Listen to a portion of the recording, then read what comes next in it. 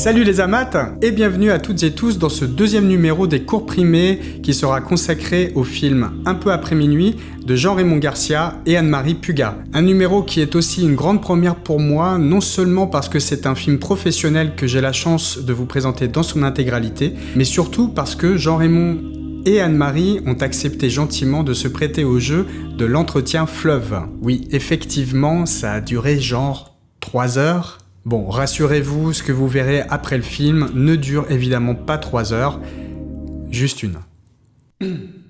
Mais je vous garantis que malgré le bruit des travaux à l'extérieur pendant l'entretien, ou le fait que je n'avais qu'une seule caméra pour le filmer, ou encore que je n'ai pas du tout suivi les questions que j'avais préparées, non, sérieusement, ce que nous racontent Jean-Raymond et Anne-Marie sur leur parcours, leur processus créatif ou les anecdotes de tournage, tout est vraiment passionnant. Et j'ai vraiment hésité longtemps à couper certains passages que je trouve très instructifs, mais que vous verrez peut-être, d'ailleurs si ça vous intéresse, en bonus de cette vidéo. N'hésitez pas à me le dire en commentaire. Sur ce, une bien meilleure année 2022 pendant que j'y suis, bon visionnage, et à bientôt.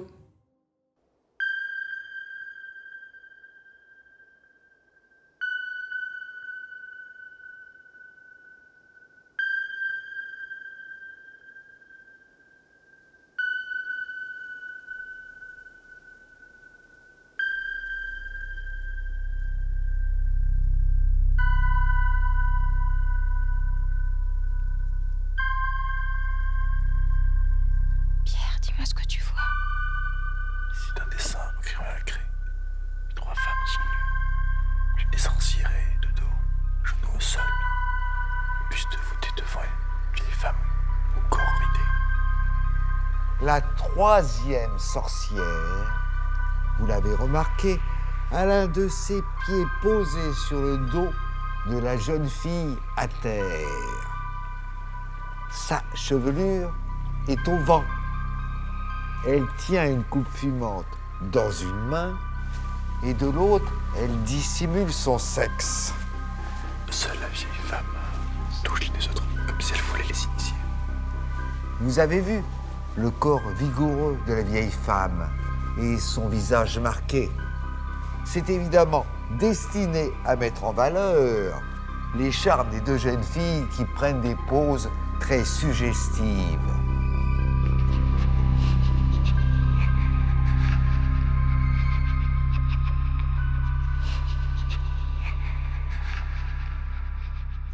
L'obsession principale est certes sexuelle. Regardez cette jeune sorcière de 1515. Vous avez vu que ses fesses rebondies s'offrent à la langue phallique d'un dragon démoniaque. Tu as perdu ta langue. Mais on se trouve également lié ici à la décrépitude et à la mort. Voici un magnifique exemple, grâce à une vieille sorcière, de Nicolas Manuel Deutsch. Voyez, échevelée, donc moralement perdue. Les honnêtes femmes portent toujours une coiffe, entièrement nue, comme le décor derrière elles. Les seins pendants, semblables à ceux dont on affuble parfois le démon lui-même, elle nous fixe avec un rictus inquiétant. Je crois que rien ne pouvait mieux exprimer la lubricité fondamentale de la femme et son pouvoir destructeur. Le diable est bien le maître de la concupiscence et la femme est sa complice. À l'époque, il paraît le Malleus Maleficarum. Les images de sabbats et de sorcières vont se multiplier. On trouve souvent dans l'imagerie allemande la sorcière nue, dont l'apparition peut être reliée à un faisceau de symboles négatifs censés produire l'effroi. Maintenant, je dois partir.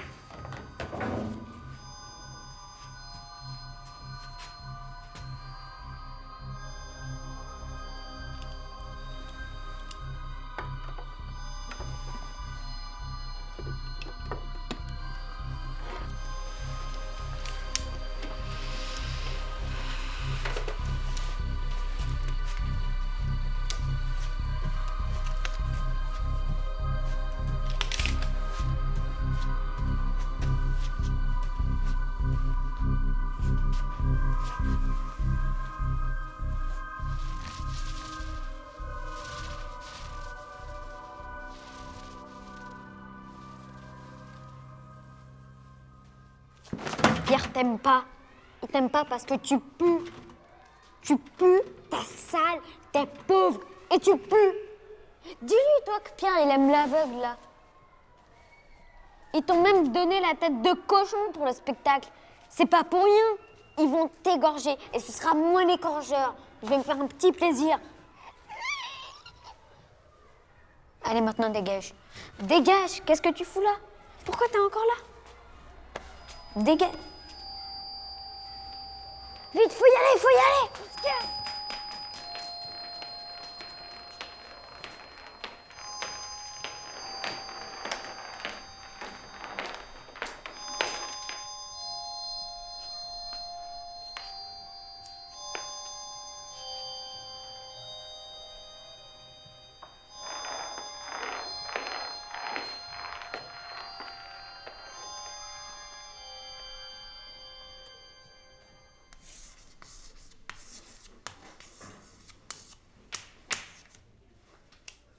Merci Pierre.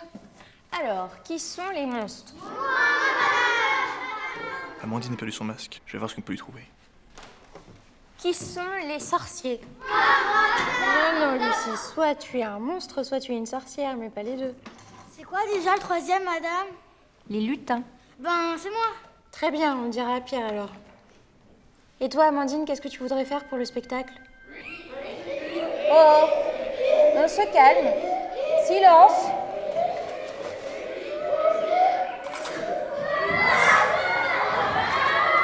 Amandine, qu'est-ce qui se passe? C'est Lucas qui a libéré le lapin. Lucas, tu attrapes immédiatement le lapin et tu le remets dans sa cage.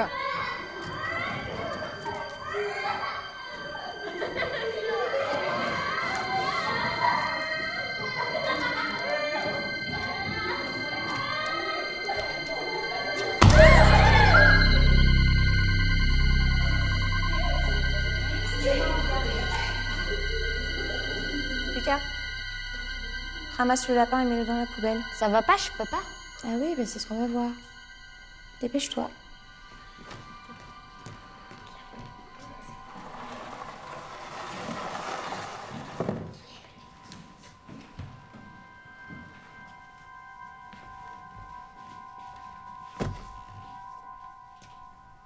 Toi qui n'aimes pas ce qui est seul, nettoie aussi par terre.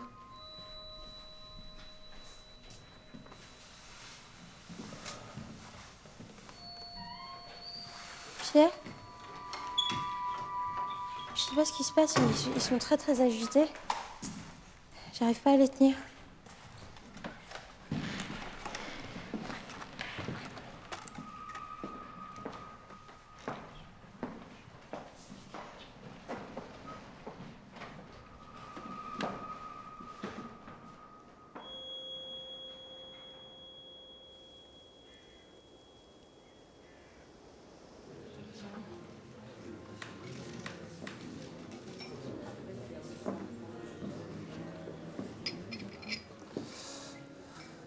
J'ai entendu parler de l'incident de ce matin.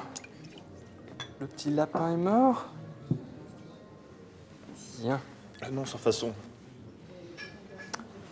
On m'a dit que tu lisais des romans pour Suzanne. J'ai fait quelques essais, oui. Il paraît que t'es très bon. Quel bouquin as-tu choisi? Ce n'est pas moi, c'est Suzanne. Tu sais que ça ne se fait plus. Lire des livres pour des aveugles, ça ne se fait plus depuis des années.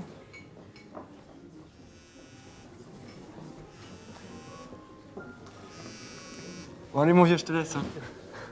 On se voit plus tard. J'ai pas bougé. Qu'est-ce que tu fais? Il y a un homme plutôt grand sur la terrasse, il est avec une fille. Il est comment? Décris-le-moi, s'il te plaît.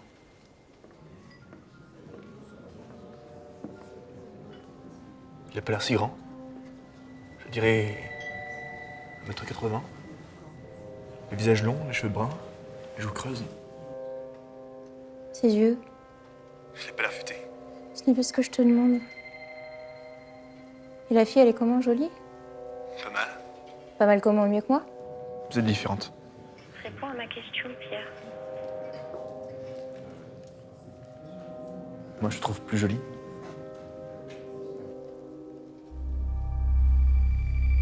Est-ce que tu crois qu'il me plairait? Je ne sais pas, Suzanne.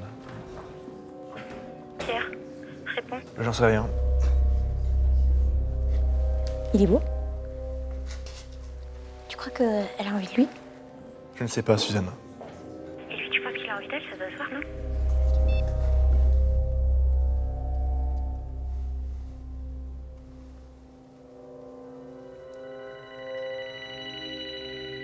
On retrouve notre homme d'affaires à l'aéroport de Pékin. Il vient souvent en Chine. Le pays le fascine. Comme à son habitude, il prend un taxi pour se rendre à son hôtel. Dans un anglais approximatif, le chauffeur lui demande s'il veut une femme. L'homme d'affaires est amusé. Non, je ne veux pas de femme. Le chauffeur insiste. Un homme? Tu veux un homme? L'homme d'affaires remercie calmement le chauffeur et dit: Homme ou femme, je ne fréquente pas les prostituées. Le chauffeur continue sur un ton plus bas, comme une confidence. Tu veux une gamine? Tu peux me le dire. Non, ça suffit, je ne veux rien, répond fermement l'homme d'affaires. Le chauffeur finit par se taire. Il conduit en silence. L'homme est mal à l'aise. Il voudrait que le trajet se termine au plus vite. Soudain, le chauffeur s'arrête. L'homme d'affaires panique. Ils ne sont pas du tout arrivés à l'hôtel. Le chauffeur se tourne vers lui et lui dit: Je sais ce que tu veux. C'est une aveugle que tu veux. Je sais ce que tu veux. C'est une aveugle que tu veux. Ah, ça suffit. L'homme ne sait plus quoi répondre. Le Chinois continue. Ici, on choisit des filles très très jeunes et on leur crève les yeux. Sans la vue, elles développent une sensualité toute particulière, bien supérieure à la moyenne des gens et bien plus raffinée. Une aveugle, c'est une femme comme ça qu'il te faut.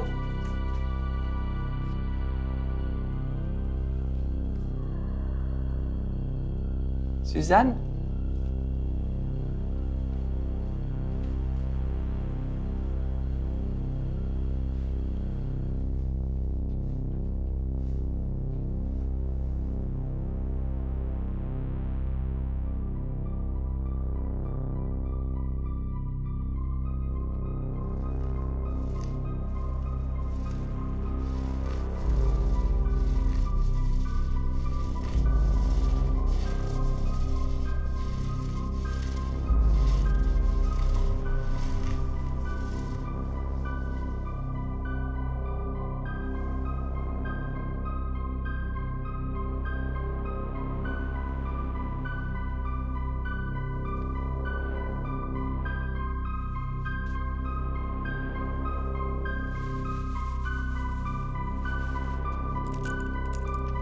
Là, ici, j'habite à 2 pas. Ferme-la.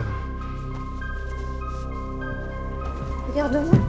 Regarde-moi. Putain!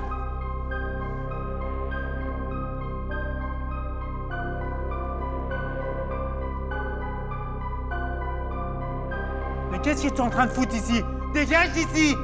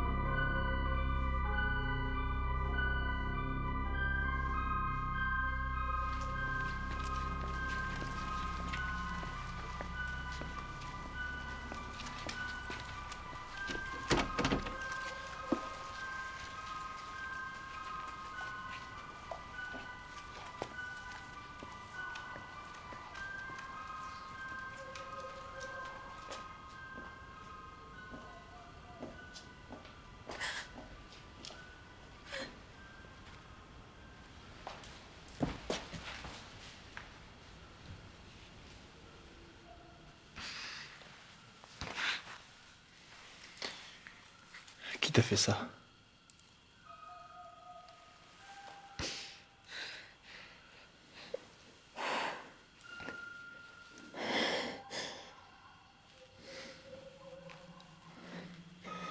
Pierre, dis-moi ce que tu vois. Ta lèvre est coupée en bas à droite. Ta pommette est légèrement bleue. Tu as quelques éraflures assez fines qui descendent de ta clavicule et qui vont vers ta poitrine. Et mes seins? Ils sont parfaitement symétriques. À l'exception d'un grain de beauté sur le sein gauche. Est-ce que tu as commencé à enregistrer notre roman?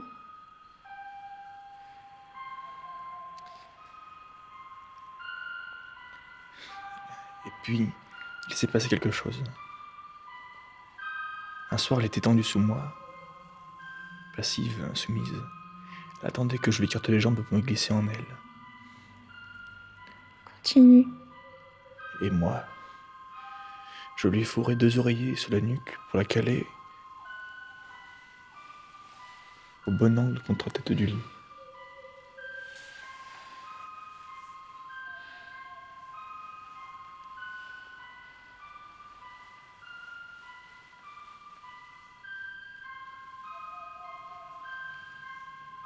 Et bien campé sur mes genoux de part et d'autre d'elle, le cul centré au-dessus d'elle, je me suis penché et, en rythme, sans désemparer, je l'ai baisé dans la bouche.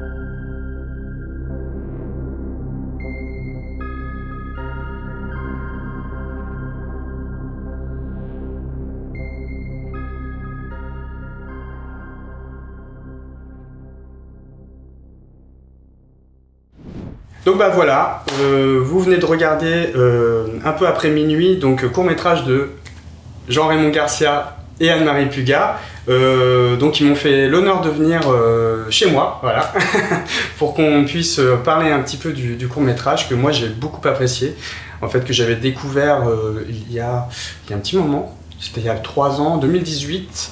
Donc il y a eu une projection, c'était avec Jean-Raymond qui était là. Toi tu n'étais pas là, mais il y avait India, la comédienne, India Air, qui était présente. C'était pour le New York to Paris Film Festival. C'est ça. Oui, et ça. India avait eu le prix d'interprétation féminine. Oui. C'est ça. Bon, de toute façon, le film a eu une sacrée carrière, quoi. On était, je sais plus, on est sur une 60aine de festivals, c'est ce que vous me disiez. Des sélections, oui. Ce sont à la fois des festivals nationaux comme Clermont-Ferrand, qui est évidemment la mecque du court-métrage, et puis des festivals internationaux et des prix. C'est plutôt agréable d'avoir des prix en fait. Ça n'avait jamais été le cas sur les films précédents. New York. Ouais, meilleur film d'horreur à New York.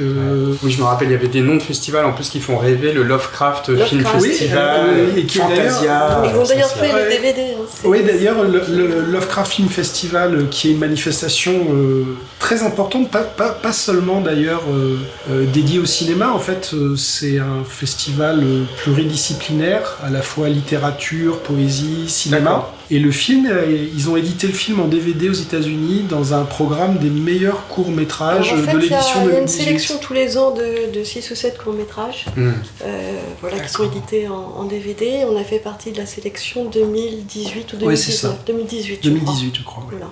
En tout cas, pour quelqu'un comme moi qui voue une passion au cinéma américain un peu déraisonnable, le fait d'avoir que notre film ait obtenu un prix à New York, qu'il ait été à Chicago, à Portland, à Los Angeles, qu'il ait été vendu récemment à une plateforme qui est sur New York, Los Angeles et Londres. Et Londres, Alter. Voilà, Alter, ça a été un des premiers films courts français achetés par la plateforme Shadows également, et c'est très jouissif même. Alors sur Alter, c'était assez drôle parce que en fait, ils ont dû le mettre en ligne le lundi soir. On avait 1000 vues, 2000 vues, 5000 vues. Wow. Et 4 jours plus tard, on était à 80 000 vues. Oui, je pense qu'on... Je vous rassure, là, il n'y aura pas 5000 vues.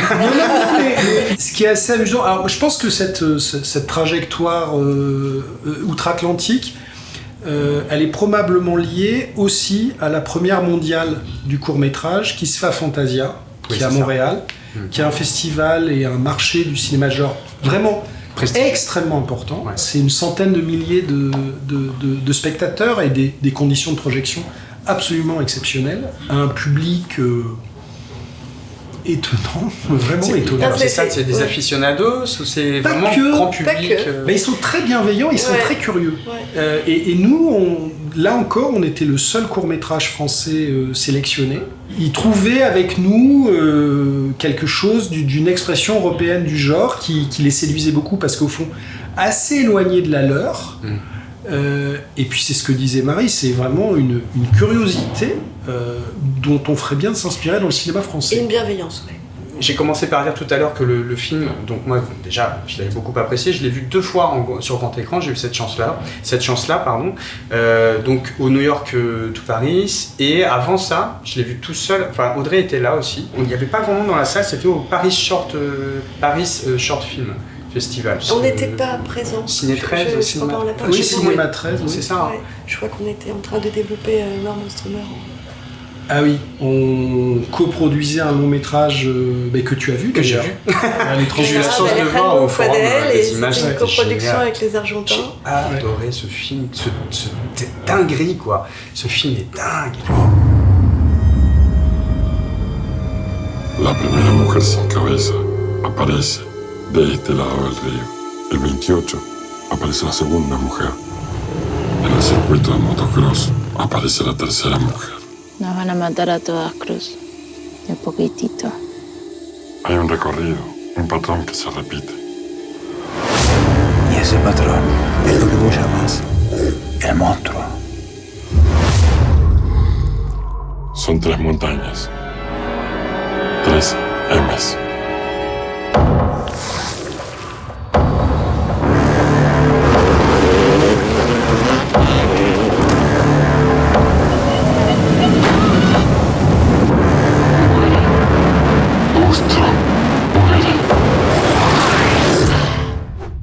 ceux qui vous connaissent pas, parce que bon, moi ma petite chaîne en fait, à la base elle était consacrée à des réalisateurs et des petits films vraiment amateurs en fait. Et je trouvais ça chouette parce qu'il y avait personne qui parlait de ces films-là. Souvent ils étaient vus une fois ou deux par les copains et des fois il y a des petits trucs qui sont vraiment impressionnants. Il n'y a pas de doute là-dessus. C'est ça. Et là au début d'année, du coup j'avais fait un numéro du coup qui s'appelait les cours primés. Je crois que j'en ai fait qu'un pour l'instant, donc celui-ci a priori ce sera le deuxième. Et c'est à cette occasion-là que toi tu m'avais proposé parce qu'avec Jean-Raymond on se connaît depuis un certain temps, mais je vais y revenir. Et donc tu m'avais proposé gentiment sur Facebook et là j'étais méga surpris parce que alors, pour moi on était carrément dans un autre monde. Ici, je dois marquer une pause, déjà parce qu'un marteau-piqueur a décidé de s'inviter à ce moment-là de notre entretien, mais surtout parce que je préfère arriver plus vite au vif du sujet, à savoir le film, bien sûr.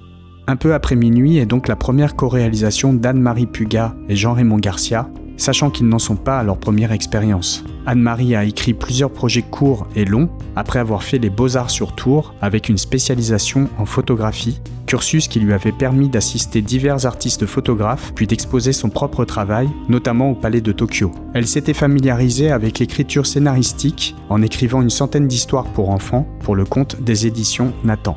Anne-Marie connaît sa première expérience de plateau en 2008, en réalisant le court-métrage « Revenir » avec Frédéric Pierrot. Et c'est un premier film qui s'avère très difficile, en raison d'un problème technique de l'objectif caméra, rendant plus de 50% du film tourné en 16 mm inutilisable.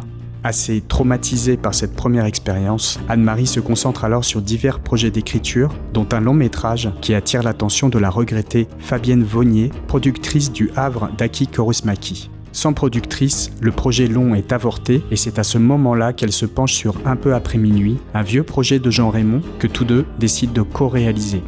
En ce qui concerne Jean-Raymond Garcia, comme vous l'avez certainement compris, je ne suis pas neutre. En le rencontrant, lui et l'équipe de l'APCVL, l'atelier de production Centre Val-de-Loire que Jean-Raymond et son compagnon de route, Philippe Germain, ont pu créer en 1991, c'est donc grâce à l'APCVL que j'ai non seulement pu découvrir les premières œuvres de Stéphane Brisé ou encore Éric Zonka au festival du court-métrage Images en Région, mais que j'ai surtout pu faire mes premières expériences sur des plateaux de tournage. Le festival Images en Région, aujourd'hui malheureusement disparu, était devenu le rendez-vous incontournable des passionnés de cinéma de la région.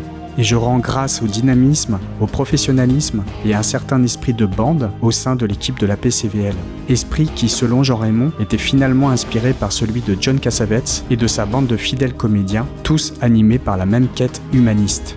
Toujours selon lui, le fait qu'il m'ait proposé de parler de leur court-métrage n'est pas anodin, puisqu'il m'avoue se sentir un peu outsider dans le milieu, n'ayant pas fait d'école de cinéma par exemple. Reprenant ses rêves de réalisation laissés en stand-by depuis la création de la PCVL, en 2008, il co-réalise avec Xavier Liébard Jeune Pousse, une mini-série documentaire. Avec Un peu après minuit, il signe sa 4e fiction et concrétise un projet initié il y a une quinzaine d'années avec la scénariste Nathalie Nagem.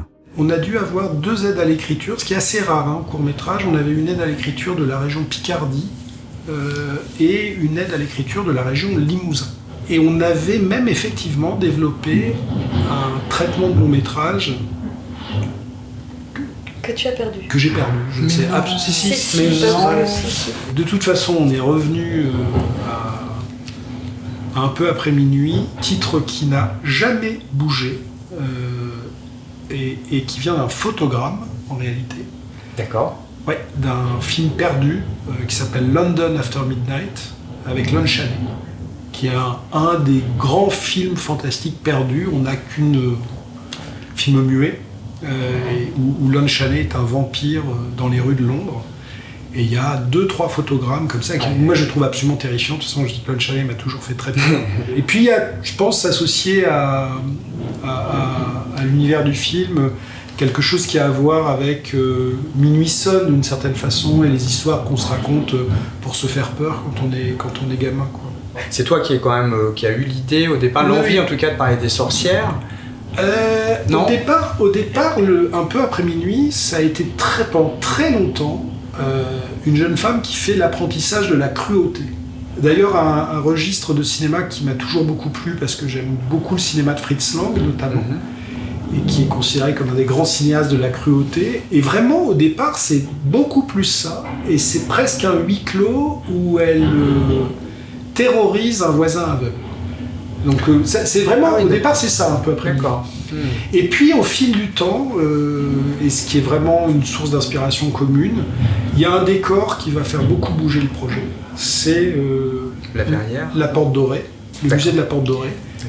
Qui, à l'époque, je pense pas que ce soit le musée des Arts Océaniens, aujourd'hui c'est le musée d'immigration. Mais où vous n'avez pas pu tourner. Et où on n'a pas pu tourner. C'est ça. Mais ce qui est sûr, c'est que c'est toujours été un projet de film assez long pour un court-métrage. Oui, parce qu'il faisait 40-45 minutes quand même. Et c'est sur cette base-là. Et c'est cette version-là que Marie a lue et qu'on a commencé à retravailler ensemble. C'est ça, et qui a été préacheté par France Télévisions. Absolument, qui a été préacheté par France 2.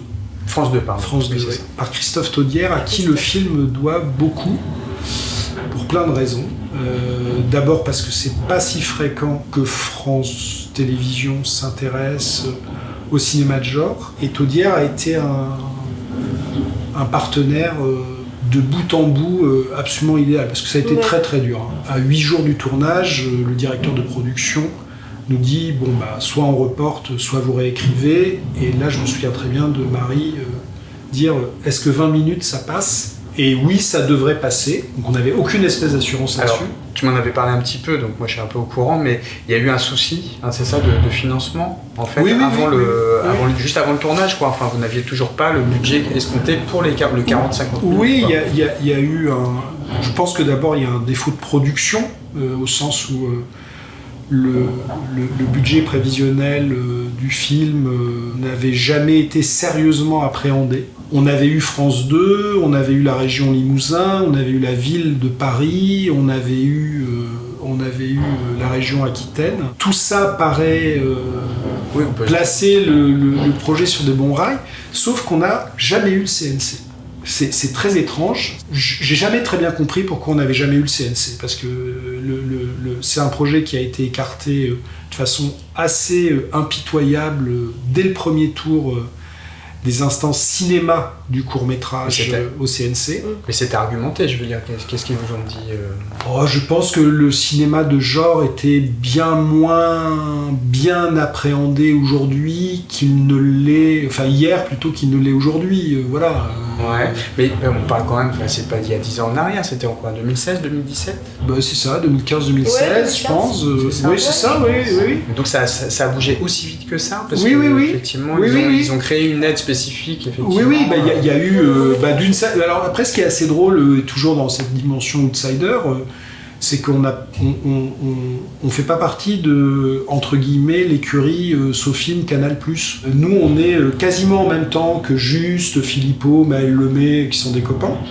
Mais c'est une autre chaîne, c'est d'autres productions, et nous, on est vraiment en même temps, mais avec France 2. En fait, ce qu'on a assez mal vécu passe encore le côté cinéma, mais par contre, le côté audiovisuel, quand il y a un préachat à hauteur de 30 000 € de France 2 sur un court-métrage, il y a une certaine logique du côté de l'audiovisuel à suivre. Et ça n'a pas été le cas. Et là, pour le coup, il se trouve que j'avais un ami à moi qui était suppléant dans la commission et qui, cette fois, siégeait et qui a pu me donner une idée du contexte. C'est un film qui a été écarté en à peine 1 minute. On a eu un certain nombre de problèmes associés. Par exemple, on a décroché l'aide de la ville de Paris, qui est une aide particulièrement sélective. C'est un petit miracle si on passe le premier tour. On a appris bien plus tard qu'il y avait un membre du comité vent debout contre le scénario. Ouais.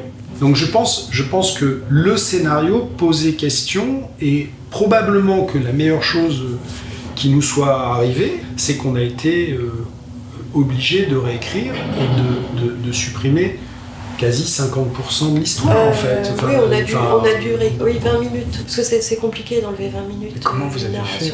J'aurais moins parti de je sais pas, minuit ou 1h du matin, il me dit écrivons un cauchemar éveillé. C'est ça, c'est parti de ça.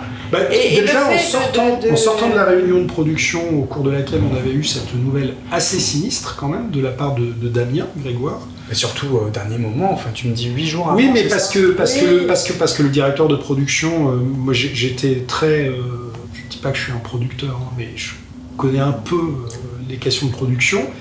Et je ne voulais pas produire le film, parce que je trouvais que ça faisait beaucoup de choses quand même sur nos épaules. Et le producteur qui a pris en charge le projet, je pressentais qu'il n'aurait pas forcément les bons réflexes en termes d'économie. Et surtout, j'ai toujours estimé qu'un producteur n'était pas un directeur de production et que le film, à un moment ou à un autre, nécessiterait une direction de production.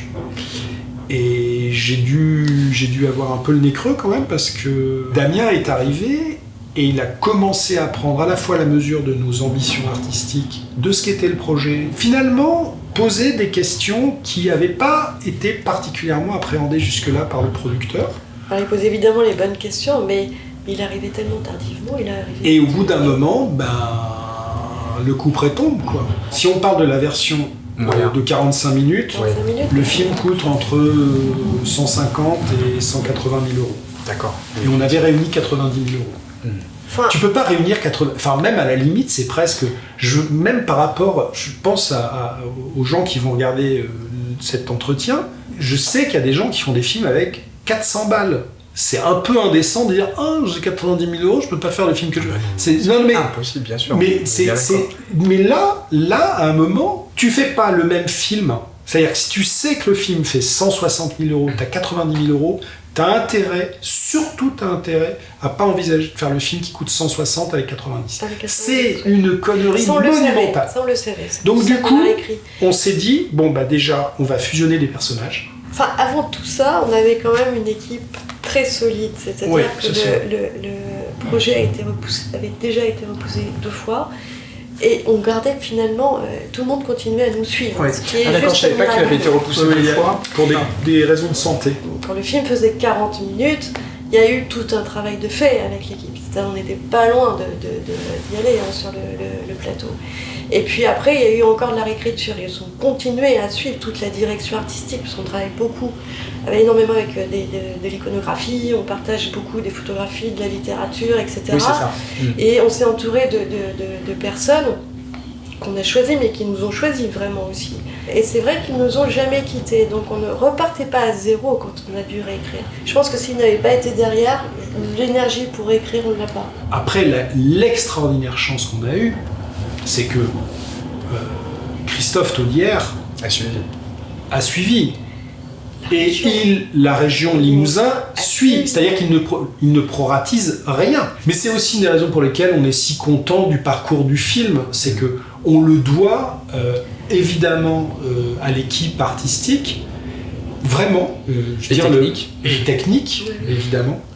Et puis à Ludovic Géraudy à la région Limousin, à Valérie Fumet à la région Limousin, à Christophe Taudière à France 2, quoi. Parce que justement, moi j'avais cru comprendre que ça avait été quand même un sujet de discorde, à ce moment-là, quand vous avez dit on fait 20 Non, minutes. on a pris nos responsabilités, on l'a dit.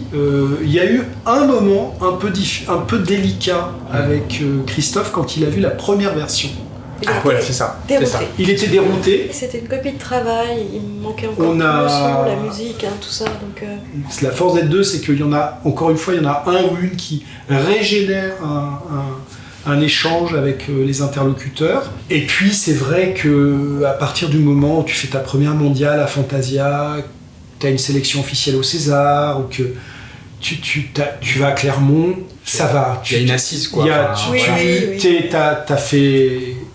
T'as fait le job et... Ah, vous l'avez clairement fait, le job. Hein. Oui, mais Mais il est très chouette, ce film, vraiment. Bon, j'ai regardé beaucoup de courts-métrages l'année dernière, du coup. J'ai vu de tout. Des trucs vraiment que je pourrais jamais plus regarder, des trucs très intéressants.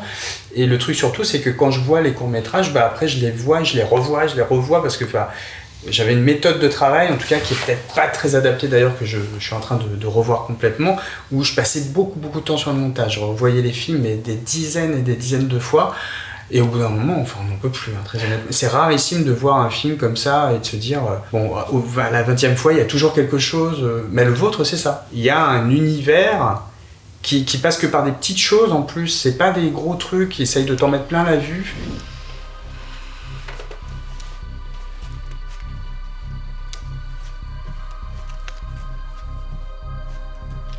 le sens de ce panneau et le tempo du panneau fait tout. Enfin, c'est-à-dire qu'il y a un...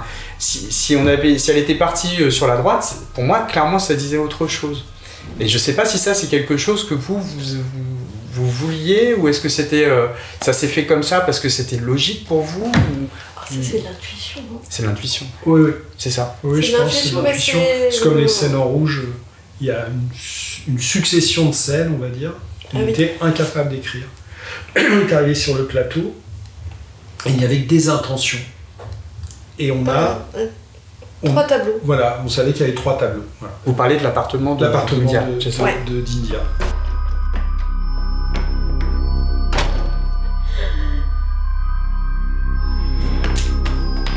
On sait qu'elle doit exprimer cette espèce de lassitude et de se débarrasser de ses oripeaux d'aveugle. Puis après, on la retrouve dans cette pièce qui est totalement nue. Et enfin, le tableau. Alors, il faut savoir que on n'avait pas trouvé l'appartement, en fait. Et donc ça, c'est les bureaux de production gratuits. Ouais. Non, mais c'est vrai. On n'avait pas l'appartement. J'étais sûr qu'il y avait un truc comme ça.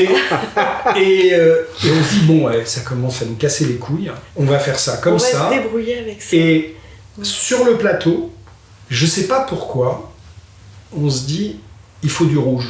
Pascal, Marin, et tout le monde dit, il faut du rouge. L'électro, tout le monde. Et tout le monde dit, oui, il faut du rouge. Et en fait, India ne voyait absolument rien. Elle avait des prothèses oculaires.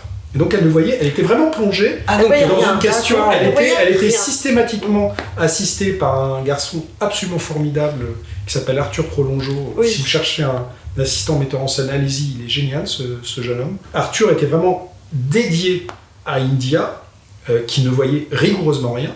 Et je me souviens très très bien entendre, je crois que c'est Emmanuel Pastre, la costumière, l'habilleuse, dire à India, India, tu verrais, c'est comme un long métrage.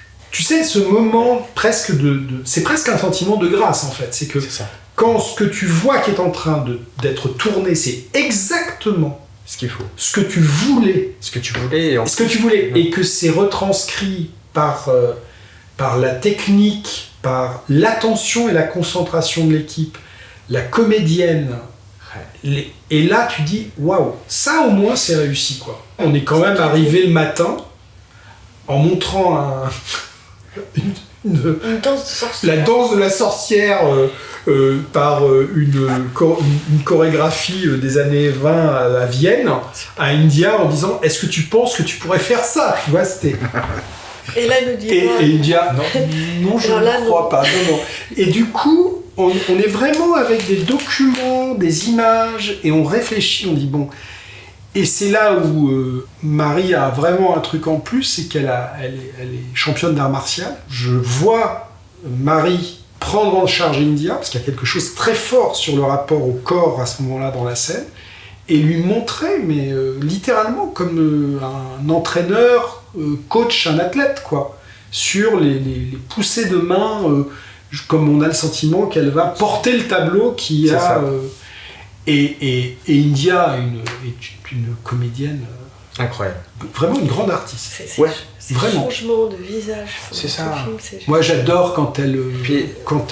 Il croit à 300% surtout. Il n'y a pas un seul moment où je me suis dit non, c'est bon, elle joue l'aveugle. Non. Non. C'est pas dire non plus caricature, vous savez, de l'acteur studio. Il ne joue pas. Non, elle a quelque chose. On sent qu'il y a un travail de... Je sais pas comment dire ça, d'ouverture. C'est ça. Tu vois, et puis elle regarde elle regarde quelque chose au-delà de ce que les voyants voient. Enfin, tu vois, il y a quelque chose comme ça. Et donc ça colle avec la sorcière. Oui, et puis elle a une intensité de jeu. Elle est, je trouve, surtout imprévisible. Oui. Je suis incapable de savoir ce qu'elle va faire dans 2 secondes. Oui. Et ça, c'est flippant. Tu vois, je peux avoir des frissons, mais vraiment. J'ai je pense que c'est vrai aussi pour toi. J'ai un incroyable souvenir de notre première rencontre avec elle. On avait eu ses coordonnées grâce à un ami réalisateur qui avait tourné un long métrage avec elle. On lui avait adressé directement le scénario. Et vraiment, je crois pas déconner en disant que 48 heures après, elle nous téléphonait. Oui, non, c'est ça, oui, c'était hyper vite. Et donc, une dizaine de jours plus tard, on la voit à Paris, et on a passé au moins 2 ou 3 heures avec elle. Et je me souviendrai toujours de son étonnement qu'on ait pu lui proposer ce rôle de, entre guillemets, de méchante. Elle était allée quelques semaines plus tôt, peut-être même au moment où elle recevait le script, elle était allée à une exposition sur le romantisme noir de Goya à Durer, enfin... Au Grand Palais ? Au Grand Palais. Au Grand Palais. Bah oui. Il y a chez India une part d'ombre, mais c'est presque une muse, enfin c'est même pas presque, enfin moi je sais que quand je pense à un truc, c'est... Elle est dans tous les projets. Parce que là, il y a un long métrage aussi. Les Vulnérables. On a 2 longs métrages en fait. On a un court métrage à nouveau avec India et Rémi Tafanel. Qui s'appelle L'homme qui m'a tué. Qui s'appelle L'homme qui m'a tué. Et Rémi, il joue un mort dans le cours. Et je lui dis, mais tu sais, tu feras rien, quoi. T'es mort en fait. Non, c'est pas grave. Donc il y a ce court métrage L'homme qui m'a tué qui va être produit par Fares Ladjimi de Supernova, et Fares coproduit notre premier long qui s'appelle Les Vulnérables avec India dans le rôle principal, et où on a eu l'aide au développement du CNC en juin, et où on vient d'apprendre une très bonne nouvelle puisqu'on va partir en résidence 3 semaines pour avancer sur le développement du projet, et où on travaillera à nouveau avec Pascal Marin, la directrice de la photo, qui a fait un travail fabuleux. Sur qui est formidable. Oui, c'est super. Ça faisait partie des choses que je voulais vous demander, mais du coup, j'avais tellement... En fait, je me rends compte, j'avais plein de choses. Lucas, tu attrapes immédiatement le lapin et tu le remets dans sa cage.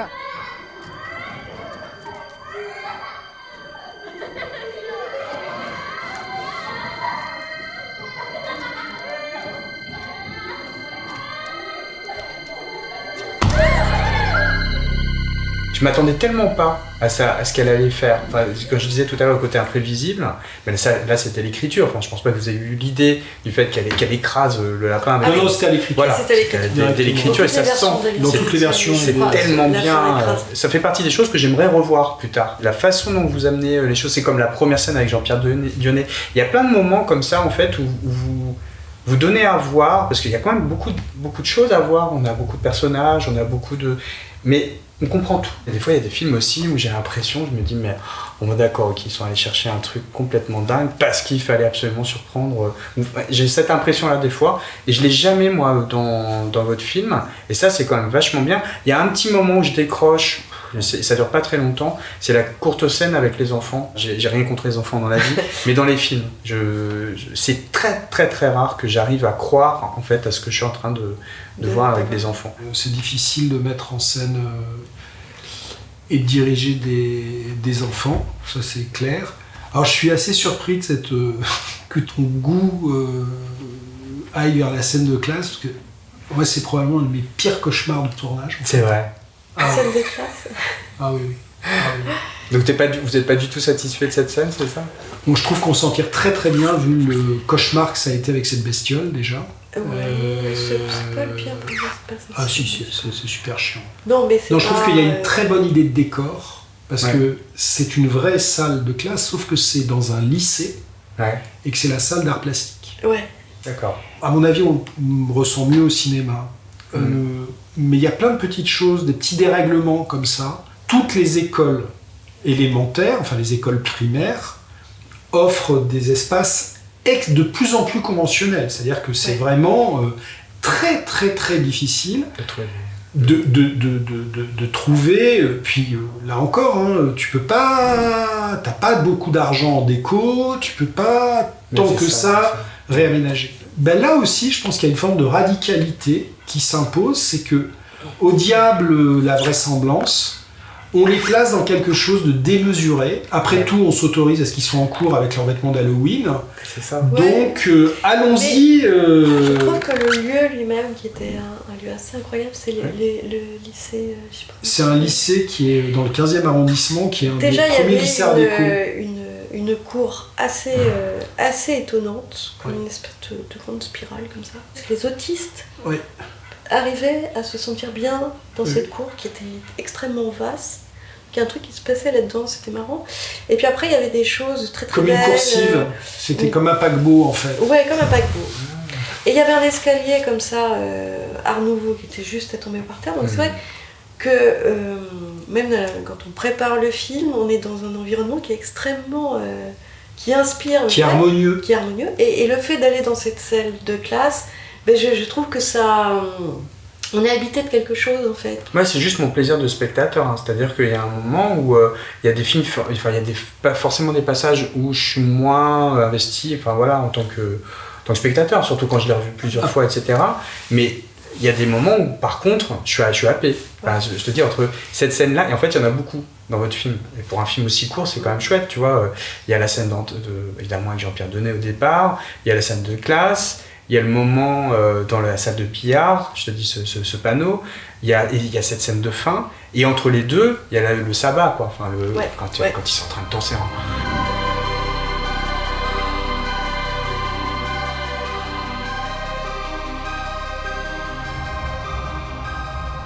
C'est une pure inspiration de Melchior. C'est-à-dire c'est lui qui a c'est lui. Il a trouvé ça et on s'est dit putain c'est formidable. Super. Ouais. C'est super. En plus vous avez vraiment filmé à c'est au crépuscule. Crépuscule, ouais. C'est une nuit américaine. On avait très peu de temps pour faire cette scène parce que on avait loupé le bon moment parce qu'il fallait quand même pas mal de lumière. Quand tu fais une nuit américaine, il faut que la lumière pète un peu. C'est très découpé, en fait, les champs entre les deux. Ouais. Et ça, c'était votre envie de départ ou comment ça s'est passé? Parce qu'on se demande... Là, c'était l'idée d'un ballet, en fait. Alors, quand je dis un ballet, c'est-à-dire qu'on avait cette idée de caméra qui allait passer de l'un à l'autre, comme ça. D'accord. Et on l'a fait plusieurs fois. Et ça veut dire que c'était en mode travelling et panoramique ou simplement... C'est ça. Ouais, c'est ça. Voilà. Et on les suivait mais avec une espèce de... Alors c'est là où quand un très bon comédien et très bon machinot et très bon chef-op tout s'opère, c'est-à-dire que c'est comme une danse, quoi. Tu sens qu'ils s'écoutent. Je pense qu'il y a un truc qui se passe qui est très, très intuitif comme ça et à l'écoute et qui donne à Angelos qui va être le monteur, Angelos Angelitis qui est le monteur après, quel nom incroyable, qui lui donne la bonne matière, j'allais dire, pour encore écrire. Parce que ça vient de lui, cette proposition de découper. Parce que vous, à la base, vous étiez parti plutôt pour une séquence, quoi, enfin un plan séquence? Non, pas forcément. Non, alors à la base, à la toute base, une des sources d'inspiration en termes de mise en scène sur le projet, c'est vraiment Conversation secrète. Ça paraît très curieux, hein, mais il y a une élégance dans la mise en scène de Coppola du film qui est merveilleuse. Oui, puis notamment tous ces passages, justement, le personnage est seul dans cet appart, oui, etc. Il y a quelque chose, effectivement, ça me surprend pas tant que ça. C'est la direction du personnage, la direction que tu donnes aux acteurs du personnage, ça vient aussi nourrir ta mise en scène. C'est-à-dire que tu peux pas être à contresens de ça en termes de mise en scène. On sait que Rémi doit s'offrir, il y a quelque chose du sacrifice. Et il y a une forme d'hésitation chez le personnage de India. Quoi qu'il lui en coûte, il y a quand même quelque chose qui démarre en effet avec une forme de douceur et elle ne peut pas faire autrement et elle est encouragée presque d'une certaine façon à le faire par le comédien. En fait, après, c'est très difficile à expliquer dans le détail, mais il y a un truc chez nous, c'est qu'on sait la nature, on sait la nature du film qu'on veut faire. Il n'y a pas tant que ça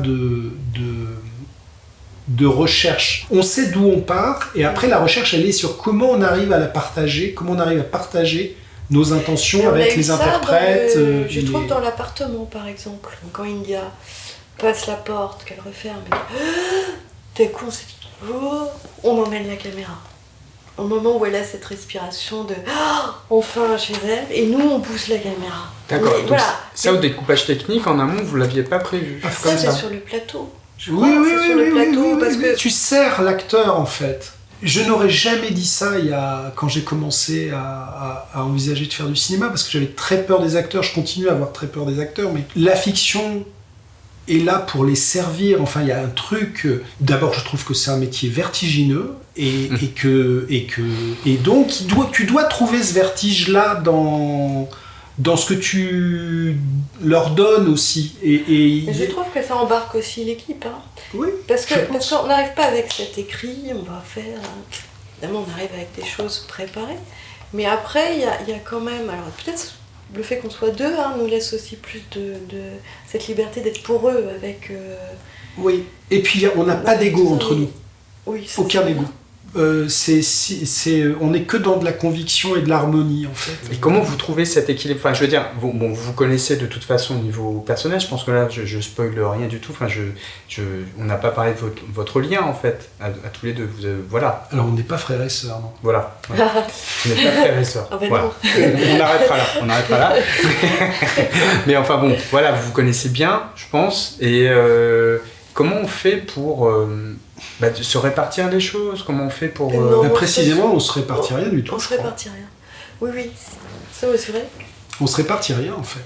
Comme Marie a une formation beaux-arts, artiste, photographe, là où moi, j'ai plutôt une culture littéraire, politique, la répartition paraît assez naturelle. Et au fond, il y a juste qu'on parle énormément avant, qu'il y a un échange très nourri, et qu'on a eu beaucoup de chance, c'est que la façon que l'on a de s'adresser, notamment à Pascal Marin, se fait du côté de Pascal en respectant nos propres modes de langage, quoi. Marie est capable de dire je pense qu'il faut tel objectif. Moi, j'en suis incapable. Ah voilà, d'accord, c'est ça. Par contre, ce que je sais, c'est que moi, je viens et j'ai bossé, et je suis un obsessionnel du cadre, donc j'ai bossé avec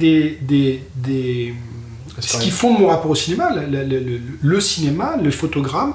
Donc je viens avec des photos et je dis là tu vois, par exemple la scène dans la verrière où Melchior raconte cette fameuse histoire en Chine. Superbe cette scène, elle est inspirée de daguerreotypes de Conan Doyle ou de séances spirites qu'organisait Victor Hugo. Le rapport au plan et l'inspiration, elle naît là.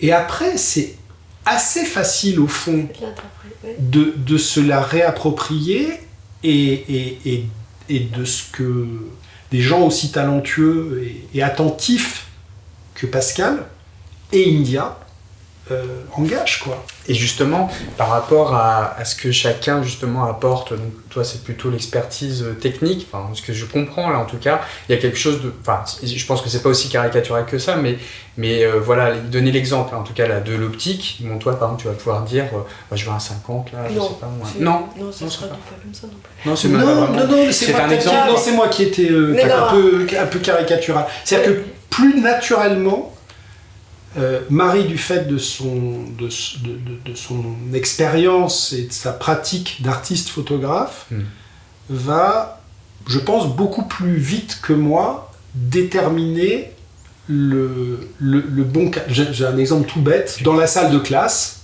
on avait posé un cadre et ça n'allait pas. Et moi, j'étais incapable. Je savais que ça n'allait pas, mais je ne savais pas où ça devait aller. Et très vite, on tombe d'accord sur ça va pas, mais c'est vrai que beaucoup plus naturellement, Marie est capable de dire avec Pascal, mais là, essayons ça, et hop, ça s'éclaircit. De la même façon, moi je sais que sur une séquence qui était découpée, où on avait un plan en plongée, on était très malheureux parce qu'on avait fait monter la caméra, le travelling et tout sur cette espèce de petite véranda là. Putain, quand on voit le cadre, on dit oh mais c'est une catastrophe quoi. Merde. Et là, pas juste. C'est une catastrophe, il faut vite redescendre. Tu perds 1 heure, quoi. Ouais, c'est ça. Mais t'es désolé parce que tu fais chier tout le monde à faire monter... C'est juste moche. Mais c'est juste, ça va pas. Moi, je sais que ça vient d'une chose, c'est que c'est toute cette scène qui se passe dans cette espèce de réception-là, en fait, devait être tournée de nuit. Le problème de production, machin, etc. On doit tourner de jour. Et en fait, je pense qu'on a quand une scène est prévue de nuit, on ne fait pas la même chose lorsqu'elle est de jour. Voilà, c'est ça qu'on apprend ce jour-là.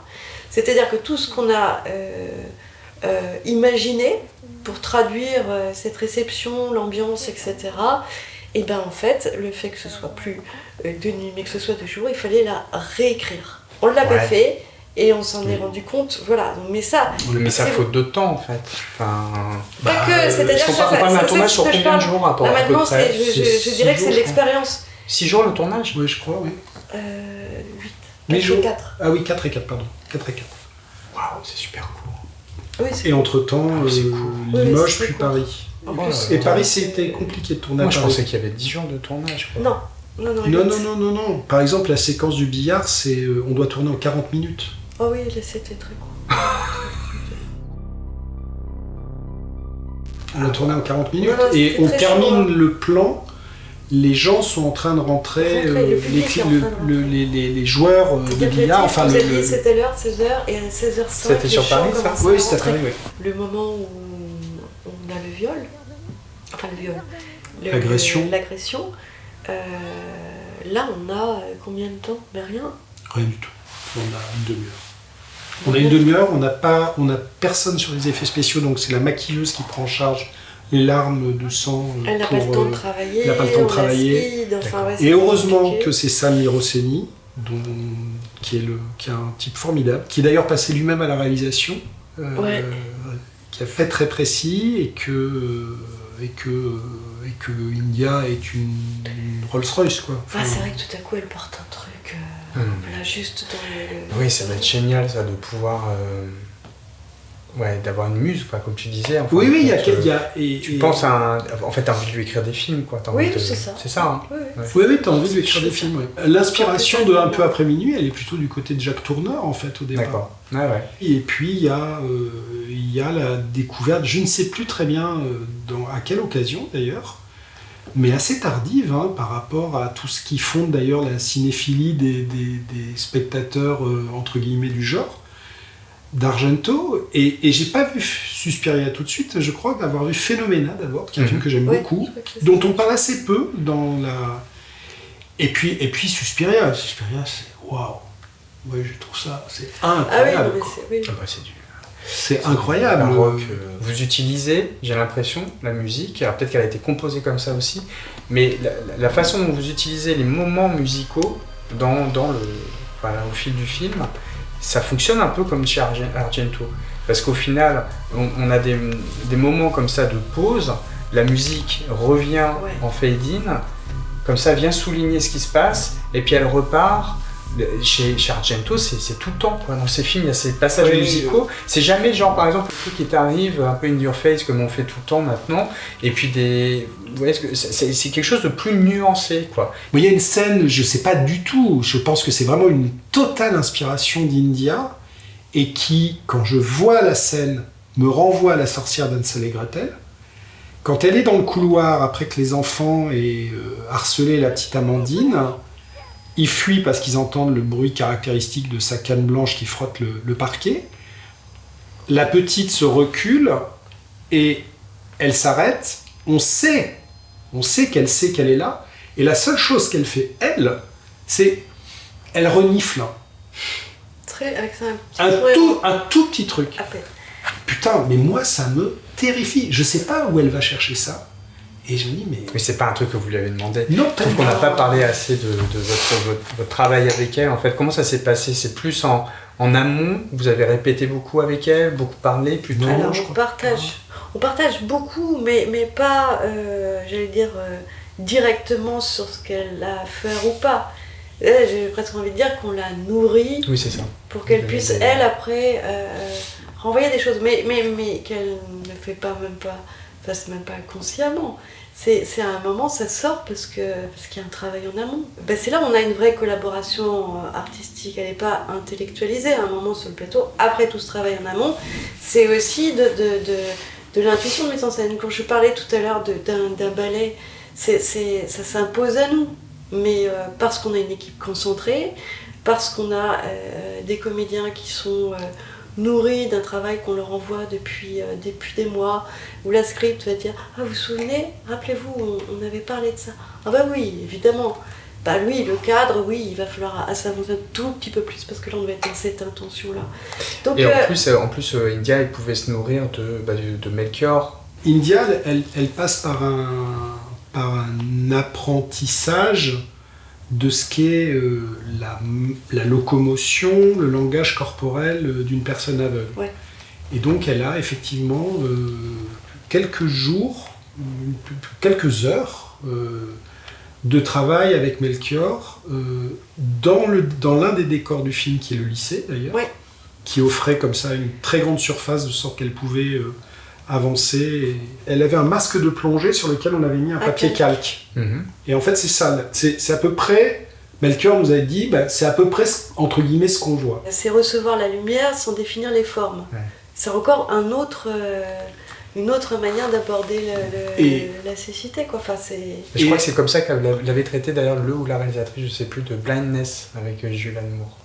Ah oui. Où elle imaginait que tout le monde devenait aveugle, etc. Et c'est un drôle de film, c'est un film d'horreur épouvantable.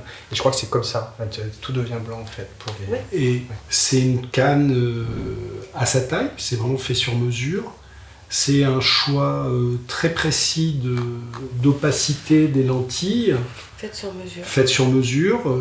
C'est un sacré courage physique, parce que porter des lentilles pendant plusieurs heures et rigoureusement ne rien voir et être de ce point de vue-là assez vulnérable et le prendre en considération dans le jeu.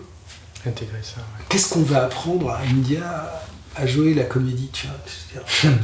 Exactement, moi je me souviens dans la collection cinéma, c'est vraiment, faut regarder ça parce que c'est absolument passionnant.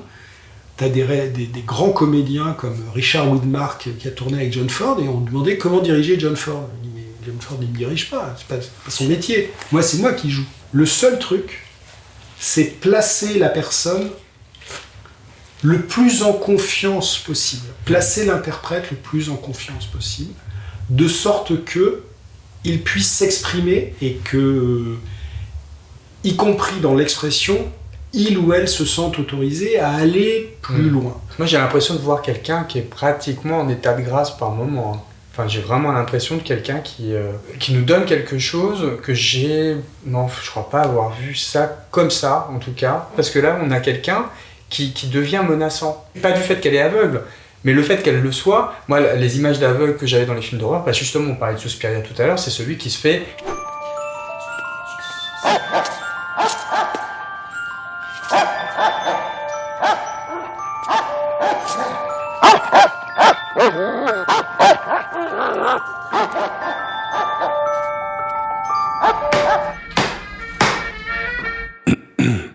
Je sais pas si une originalité du projet, mais c'est vrai que clairement, d'ailleurs quand on parlait avec India, qu'on lui disait ce qu'était le personnage de Suzanne, on a toujours exprimé l'idée avec Marie sur laquelle c'était une héroïne. C'est-à-dire qu'il n'y a aucun jugement dans le film. Elle est mue par quelque chose, j'allais dire presque de légitime. Et d'ailleurs, c'est assez amusant parce que Rémi Tafanel, qui joue le rôle de Pierre dans le film, Rémi a préparé son rôle et pour le coup, on ne lui avait absolument rien demandé. Il a eu besoin de s'inscrire pendant déjà quelques mois, je crois, en qualité de bénévole dans un institut pour aveugles ou une association. Ça, je l'avais lu, effectivement. Et donc, il accompagnait régulièrement, notamment lors de randonnées, des personnes malvoyantes. Et un jour, il y a une dame un peu âgée qui lui a demandé « Mais pourquoi vous êtes là ?» Et Rémi, qui a comme ça une espèce de spontanéité incroyable, dit « moi je suis en train de préparer un rôle. » Et donc, elle lui raconte l'histoire. Et il lui dit « Et donc, à la fin, elle me vole les yeux. » Et la dame aveugle dit « Elle a bien de la chance. » J'aimerais tellement. C'est génial. Voler des yeux. Et Rémi qui lui racontait ça, il dit « Putain, j'ai un peu flippé. » Non, mais c'est une façon d'aborder le handicap d'une façon, en tout cas, quel qu'il soit, j'ai envie de dire. Moi, c'est évidemment un sujet que tu le sais, qui me touche vachement. Parce que le handicap, oui, c'est pas quelque chose... On va en parler de façon un peu... pour amener, en tout cas, le spectateur à des émotions un peu faciles, quoi, l'apitoiement, enfin, l'empathie, on va être gentil, en tout cas, le fait de... Mais c'est un peu de l'apitoiement, quoi. C'est un peu genre... les pauvres, ce genre de choses. Et on ne pose pas des questions peut-être un peu plus tordues, en tout cas plus... et qui vont parler, en fait, aux principaux concernés. Parce que parler à quelqu'un qui est rivé à son fauteuil roulant de sexe, c'est super intéressant. Je sais pas si c'est tant que ça une qualité d'ailleurs, mais on n'est pas très programmatique. Du coup, une photo ou une image peut créer un désir de film qu'on va tordre et distordre, et où on va assez naturellement partager des univers. C'est pour ça que des fois on nous dit mais vous vivez ensemble et vous travaillez ensemble, oh là là, ça doit être pénible. Pas du tout. C'est l'inverse. On n'est pas particulièrement complémentaires, c'est plus l'harmonie. Et d'ailleurs, ce qu'on vise sur un plateau, c'est l'harmonie. Je pense que ni Marie ni moi ne supporterions des conflits ou des tensions. On n'aime pas ça du tout. Parce que je pense qu'il y a une prise du pouvoir du réalisateur, de toute façon. Mais c'est une prise du pouvoir douce, et c'est un pouvoir partagé. Parce que je pense qu'il y a une espèce de... mais même d'admiration. Enfin, moi, c'est très vrai chez moi. Je veux dire, il y a une forme d'admiration sur le travail de Pascal Marin ou Charlie au son. Je veux dire, Charlie Cabossel au son, putain, c'est pas n'importe qui, quoi. Mais c'est vrai qu'il y a un truc qui se passe, parce que... Enfin, moi, je me souviens quand on filmait la scène, celle où je parlais de ballet, là. Je me rappelle d'avoir des techniciens... oui, venir avec. Mais ils étaient collés... mais avec nous, là, comme ça, autour du combo, c'était drôle. Après, c'est pas idyllique, hein. Je suis sûr qu'on a eu beaucoup de chance, parce qu'il y a des gens qui nous ont préservés aussi de tensions et de difficultés. Ah, c'est évident, parce qu'après coup... Mais ce qui est sûr, c'est que cette harmonie-là, ils nous l'ont renvoyée, et vraiment l'équipe nous l'a renvoyée. En même temps, ce que ce court-métrage-là permet... c'est de se dire oui, allez, on a encore à voir avec le cinéma, et on continue. Clairement. Et on continue. Et je t'en voudrais à mort si vous arrêtez, en l'occurrence, tous les deux. C'est sûr. Pour les projets sur lesquels vous êtes là, de long, principalement, c'est ça, vous êtes sur du long. On a un court-métrage et 2 longs-métrages, qui sont à des étapes très différentes. Hein, C'est ça, mais on est toujours dans la recherche, enfin, dans une exploration du genre, ou dans les longs-métrages, ou pas. Le court-métrage est un western qui est assez particulier, parce que, pour le coup, c'est un projet que j'ai écrit tout seul, assez vite au fond.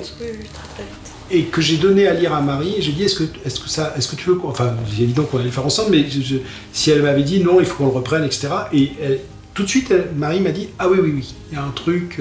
Donc ça, c'est ce projet que India et Rémi ont accepté immédiatement, et que Fares Ladjimi produira. Le long métrage Les Vulnérables, c'est un projet qui a quasiment démarré avec un peu après minuit, à la fin d'un peu après minuit, et qui poursuit dans cette veine du film d'effroi. Avec deux protagonistes aveugles. D'accord, génial. Voilà. Mais en tout cas, moi je vous le souhaite. Enfin, j'ai vraiment hâte de voir ce que vous allez faire par la suite, quoi, parce que. Tu viendras sur les tournages. J'espère. Si je peux, c'est vrai. Si je peux, ce serait chouette. Ce serait chouette, ouais. Carrément. Je sais pas s'il y avait d'autres choses que vous aviez envie d'adresser un petit mot, je sais pas, ou... Il faut regarder. C'est toujours mieux. Faites les choses, en fait. Je pense que c'est vraiment important. C'est Et puis, je sais pas, je lisais il y a vraiment très très peu de temps, il y a quelques heures, dans un film de Pasolini, un personnage qui disait que c'était la création, c'était aussi rêver la création d'une certaine façon. Je paraphrase, mais c'était beaucoup plus intéressant que ça. Mais c'est pas mal de rêver aussi, hein. Enfin, c'est jamais stérile le rêve. Il faut surtout pas que ça devienne une frustration. Si faire des films, c'est rêver les films, c'est pas très grave en fait. Vraiment. Mais je le dis très sincèrement. Moi, j'ai longtemps rêvé des films, et j'ai pu en faire un. Alors j'en ai fait avant, mais celui-là ressemble plus à ce que je pense être d'une certaine façon. Donc ça va. Ah non mais moi ma conclusion elle est simple, hein, enfin, si je fais pas de film, je ferai toujours de la photo. Si on m'empêche de faire de la photo, je ferai de l'écriture. Si on m'empêche d'écrire, je parlerai. Si on m'empêche de parler,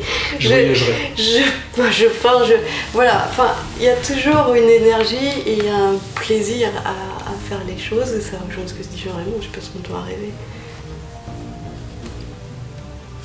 Mais c'est des rêves qui se concrétisent quand même aussi, un petit peu quoi. Bah, oui. Au moins un peu. Oui. Ne serait-ce qu'un peu, c'est déjà chouette. C'est déjà chouette, c'est vrai. Non, mais déjà, par exemple, avoir un producteur, parce que là, on a un producteur, ouais, c'est formidable, quoi. On est tout seul. On n'est pas tout seul, quoi. Je veux dire, c'est quand même un truc... Voilà, ce soir, on va dîner chez notre producteur. Bah, c'est tout con, mais alors nous, ça nous enchante. Bon, merci à vous deux. Et puis, merci beaucoup. C'était vraiment... c'était un plaisir. Vraiment un plaisir. Partagé, largement partagé. Mais ça, c'est pas une découverte, hein, puisque... Genre vraiment, voilà, on se connaît quand même depuis maintenant un petit peu de temps et ça me fait vraiment plaisir de vous avoir reçu et à très très bientôt. Merci. Merci. Ciao.